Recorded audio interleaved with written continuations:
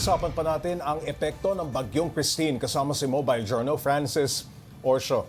Francis, naipaliwanag ba ng Pag-asa kung bakit grabing pagbaha ang naranasan dito sa Camarines Norte at Albay?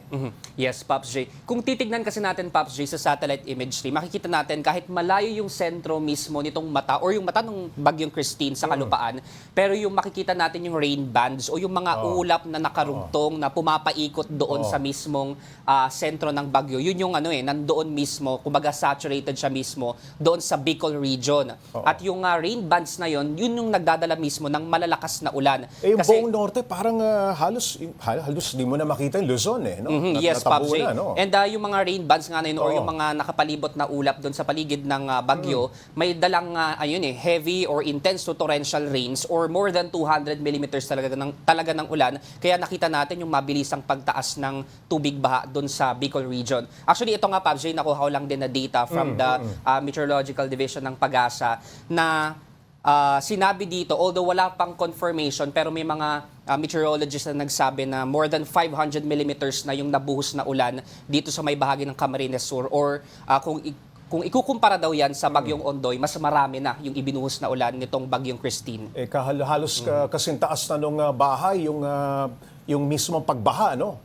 Yes, Pops J. Okay, sabi ng Pag-asa, lalakas pa ang bagyo at kailan ito posibleng mangyari? Pops J, ngayon nga inaasahan kasi natin yung pagkilos niya patungong westward or sa kalupaan dito sa may northern Luzon. At ngayong gabi or early morning tomorrow, inaasahan ng Pag-asa na magkakaroon ng landfall scenario. At bago siya lumapag sa lupa or tumama itong sentro ng bagyo, asahan natin na mag-e-enhance or mag-i-intensify pa ito into a severe tropical storm. Kasi sa ngayon, nasa 85 kilometers yung sustained winds or yung pagbugso ng hangin nitong Bagyong Christine. Pero paglapag niya sa lupa, magiging 89 or more than 89 kilometers pa. Ibig sabihin, severe tropical storm ngayon at mas malakas na siya, Pops J. Francis, anong mga lugar ang may nakataas ngayon na storm warning signal? Pops J, kung titignan din natin sa inilabas na 2 p.m. bulletin ng Pag-asa, napakarami ng lugar dito sa bansa ang nakataas ng storm warning signal. Halimbawa, dito sa may lugar ng isa-isahin natin, Pops J.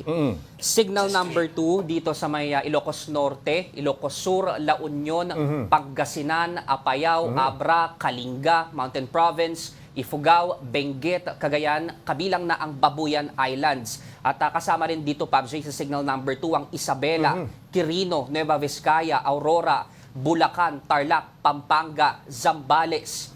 At ang signal number 1 naman, or signal number 2, dito na rin, Pops J, sa Metro Manila. Yes, Cavite, or yung dito sa may Calabarzon area, ang Bicol region at ang Mimaropa, Pops Dito J. sa Metro Manila na nakataas na ang storm signal number 2. Ano ang forecast, Francis, ng Pag-asa kung kailan nagbabadyang maranasan yung malakas na ulan talaga o mahangin na malakas lang?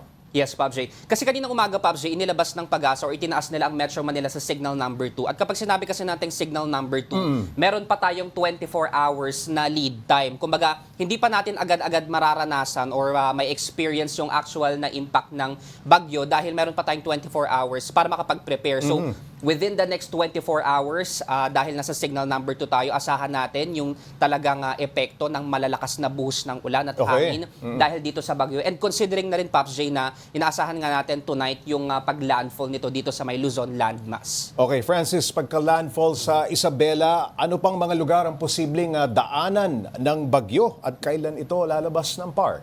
Pops J, dahil tatawirin niya yung buong Luzon landmass, lalo na dito sa may northern Luzon, paglapag niya sa Isabela at tutumbukin niya yung direksyong pa westward o pakanluran, asahan natin yung mga probinsya din sa Mountain Province, Ifugao, Ilocos Region, yan din yung mga ilan sa sasalantain na Pops J nitong bagyo. At dahil nga mas malakas siya ngayon, asahan natin talaga yung dapat maghanda tayo dahil dun sa mas malakas na epekto niya. Francis, anong mga lugar ang may banta nung tinatawag na storm surge? Pops J, ito nga yung storm surge kasi ito yung scenario kung saan yung tubig sa karagatan or sa dagat ay pumupunta dahil nga doon sa kalupaan dahil nga doon sa lakas ng hangin na dala nitong bagyo.